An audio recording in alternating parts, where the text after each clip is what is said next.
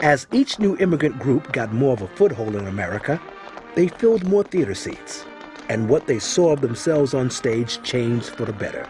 Vaudevillians knew you don't get nasty about the Irish in a theater full of Irish.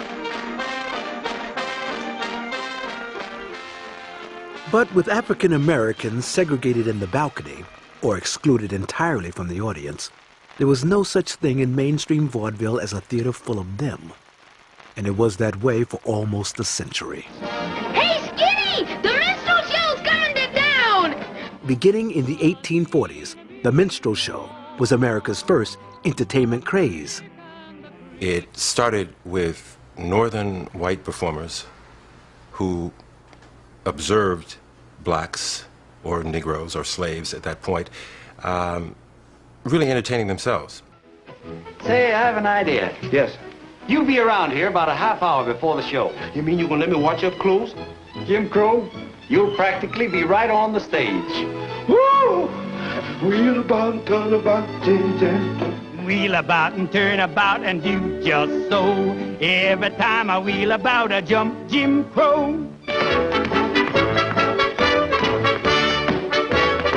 Give me back my clothes, please.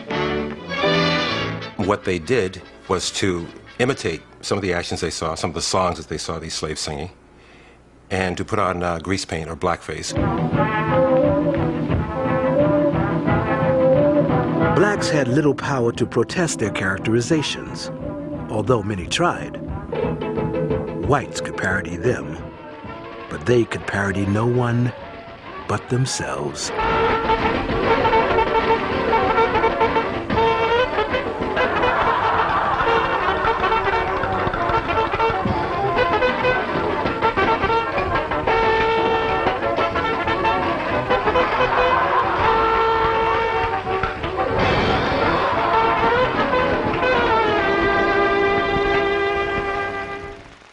Eventually, African Americans formed their own minstrel companies, billing themselves as real Negro delineators.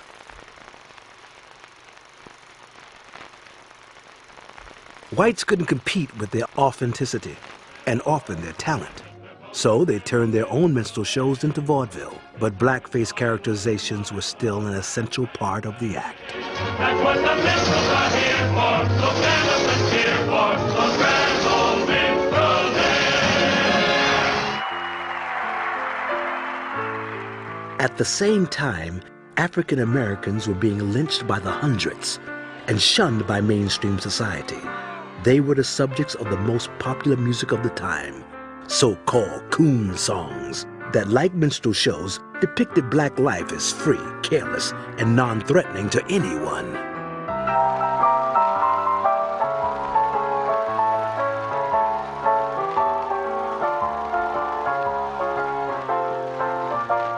Whites were led to believe that this young man's sole desire was to sing and dance for them. If I saw a black-faced performer at that time, I guess I was in my early teens on vaudeville. I didn't think anything of it because it was the time that I was living. It was the late 20s. I can look back now. I dislike having to say this, but I realize my mother and father were bigots. But I think everybody in Chicago were bigots. Sitting by the river on a summer evening, listening to the darkest hum. White vaudevillians maintained that white fantasy begun during minstrel times, that separate but equal was okay with Mammy, and that blacks were simple, happy creatures who loved to entertain and had lots of time to do it, with just a little cotton picking here and there between fish fries and steamboat arrivals. Listening to the steamboat blow. The myth lasted a very long time, as Topsy and Eva, vaudeville's Duncan sisters, were still working it in 1960. The Duncans were the last minstrels. Real African Americans were forced to go along with the myth by wearing ridiculous or stereotyped clothing on stage, and only playing versions of Sambo or Zip Coon. Because Sambo was the willing retainer. He was that slave who who would sing songs like Carry Me Back to Old Virginia. On the other hand, Zip Coon then becomes an aggressive black man who's still ignorant, but is pretentious. Black performers almost always had to be in a racial context. I don't know why young feel this way. Eunice Wilson sings a fine number that has nothing to do with fruits and vegetables. So why does she have to do it in front of giant watermelons? Now I can go on amongst our views.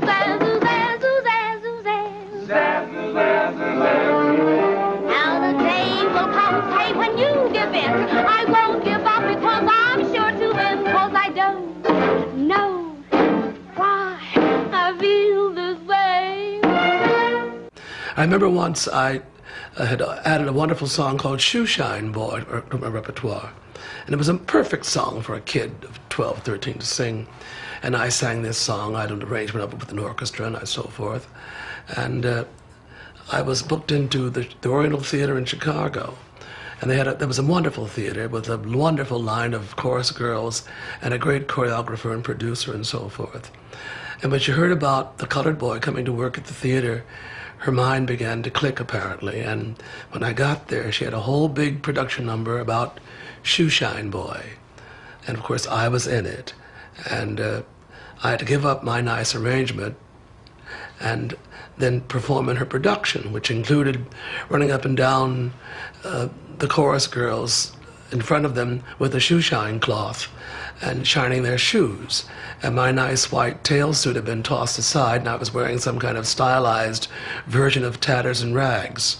That was my final week in vaudeville.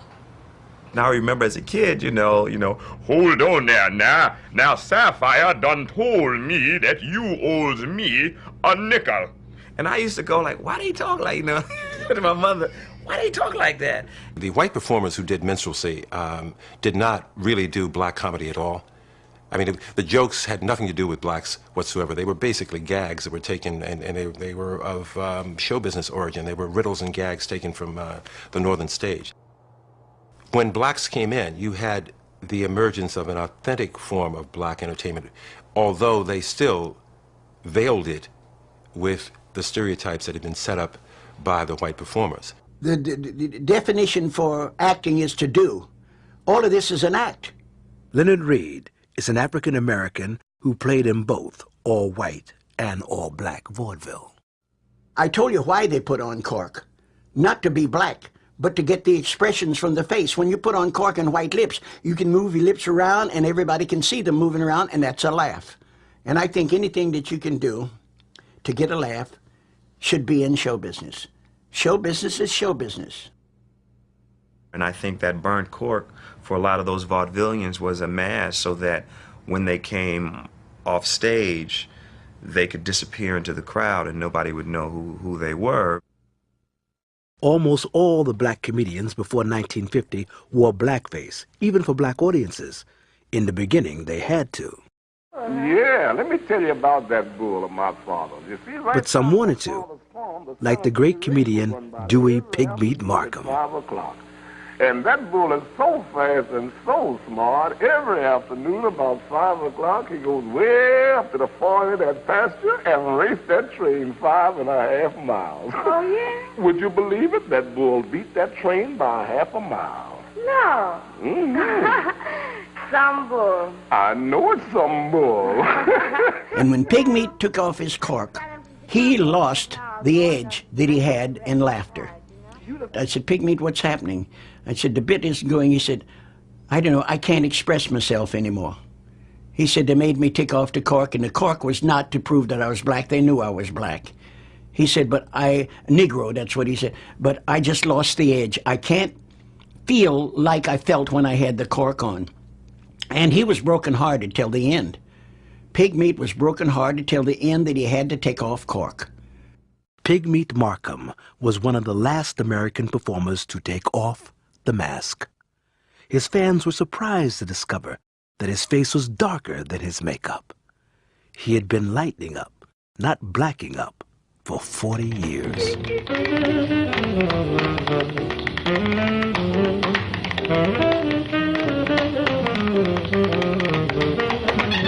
mainstream vaudeville, only one black act was allowed per show, if that. But black performers did have a place to work and learn their craft, the Toba circuit.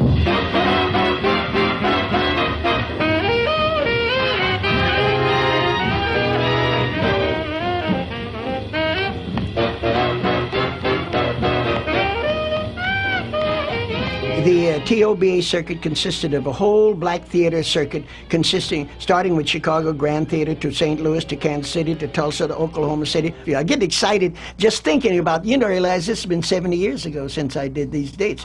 On the Toba circuit, monologist Moms Mabley developed a routine that spanned 6 decades. They fired me. Of course, when they fired me, when I lose my job, I lose my man.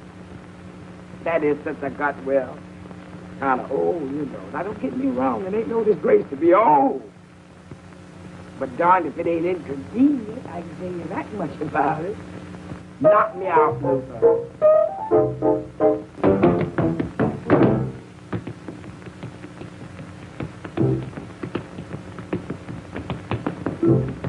I love to dance. At least I used to love to dance.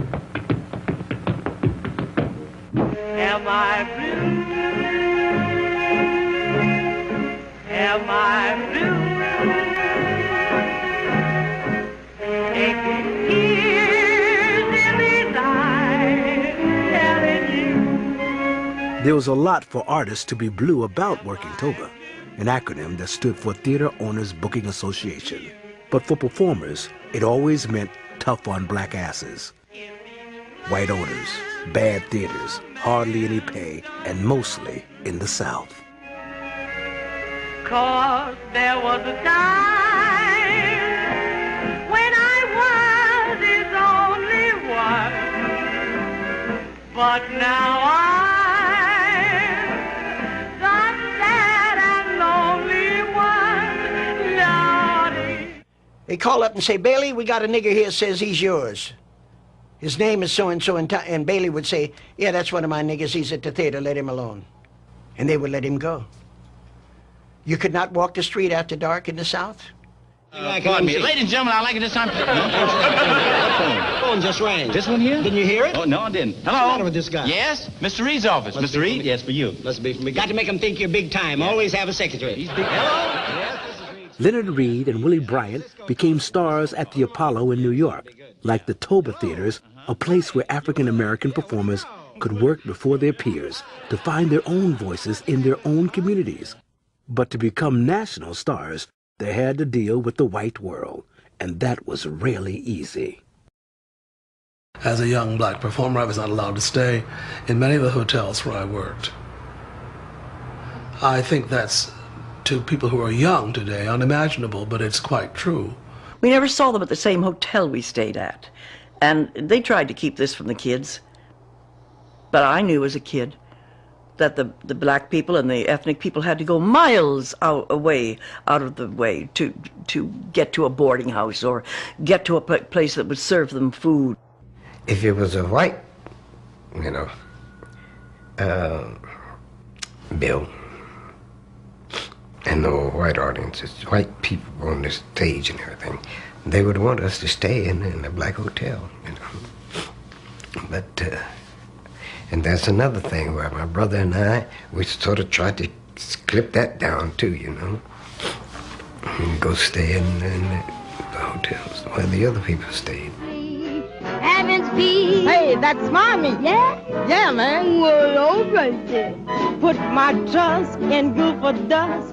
'Cause you know someday it may bring you a seven. Through talent, courage, and a refusal to be stereotyped, some performers overcame, like the Nicholas brothers. Yeah!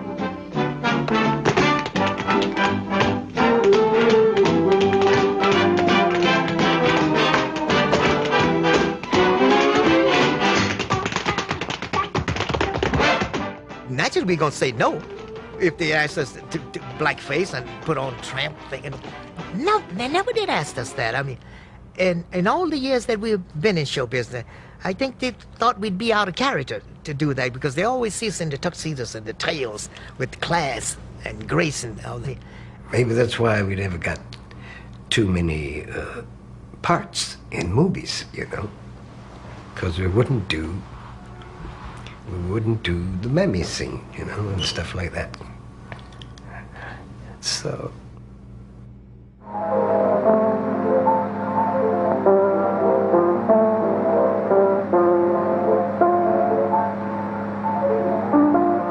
Huey Blake always wore a dinner jacket on stage.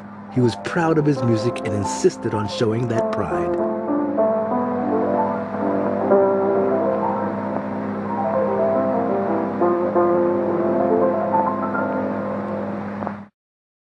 Of all the vaudeville performers who overcame huge obstacles to achieve success and dignity, the first, the greatest, was Bert Williams. He started out a minstrel in 1893 and by 1910 was the most respected comedian on the American stage. Bert Williams' Sambo character, although he himself said it was the same shuffling nigger that was being portrayed by other people, was done with such subtlety that he came across as a human being.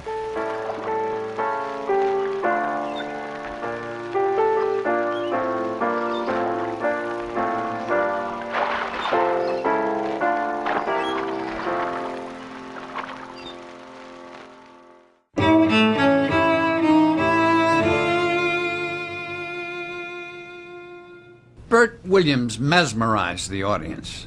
As a matter of fact, one of the bits that he did in the 1919 Follies was a shoe store, and he describes how the shoes are too tight. And my dad, who was a straight man, he says, well, what size do you wear? He says, well, I wear 10s, but 11s feel so good, I wear 12s. He just seemed to relax, and everyone knew there was going to be a punchline, but he waited and waited, and he milked it for all it was worth. And then he would say the punchline very calmly. And his sense of timing was remarkable. Sat on his knees, as a matter of fact, when I was about 5 years old. He was a very nice, kindly gentleman. And all business.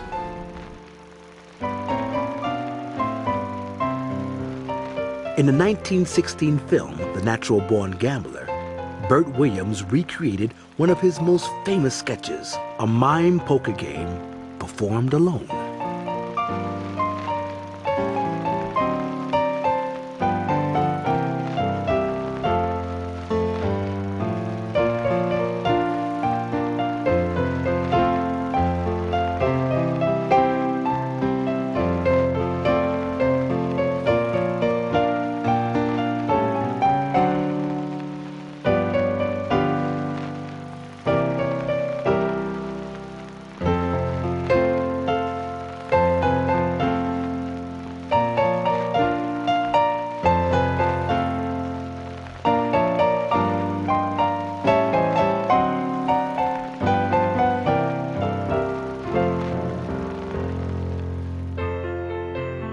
Bert Williams was, as Robert Townsend says, the Jackie Robinson of show business. Not only the first black American to star with an otherwise white cast on Broadway, but the first black American in our history to be admired and respected by people of all races. He died in 1922, only 46 years old. He worked himself to death, trying to prove something he had already proved decades before, many times over.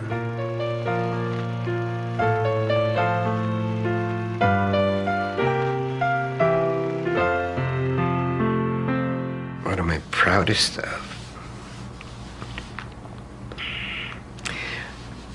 I'm proudest of that